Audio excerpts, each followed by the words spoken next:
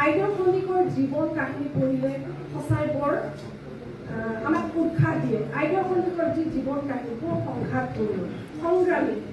তেওঁ সংগ্ৰাম কৰি গৈছিল নীৰৱে। তেওঁ জয়মতী চিনেমাখন 1935 চনত জ্যোতিপ্ৰসাদ আগৰৱালাৰ যিখন জয়মতী কথাছবি, সেই কথাছবিত অভিনয় কৰাৰ বাবে জয়মতীৰ ঘৰখনত গাঁৱৰ পৰা এঘৰীয়া কৰিছিলে।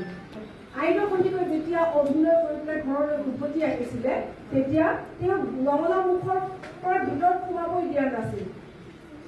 মাক বাপেকে তেওঁক আদৰি নিয়া নাছিল।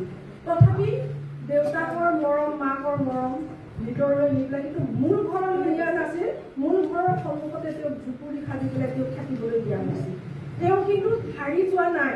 আইদেউ সন্দিকৈ সংগ্ৰাম কৰিছে গোটেই জীৱনটো।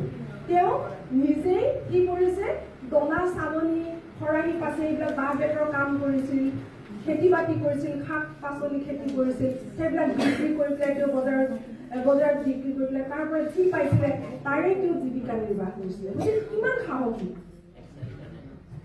আৰু আজীৱন তেওঁ অবিবাহিত হৈ পেলাই সংগ্ৰাম কৰি পেলাই সমাজৰ বিৰোধিতা কৰিবলৈ তেওঁ যত্ন কৰিছিলে। গতিকে আমিও তেনেকুৱা ধৰণৰ অনুপ্ৰেৰণাকে লৈ পেলাই আমি সমাজৰ বান্ধোন আমি মানিব লাগিব, সেইটো হয়। কিন্তু এনেকুৱা ধৰণৰ বান্ধোন আমি প্ৰতিবাদ কৰিবলৈ শিকিবও লাগিব, যি বান্ধোনে আমাক ওপৰলৈ নহয় তললৈহে লৈ আহে বা এটা সীমাতে আমাক আবদ্ধ কৰি ৰাখে।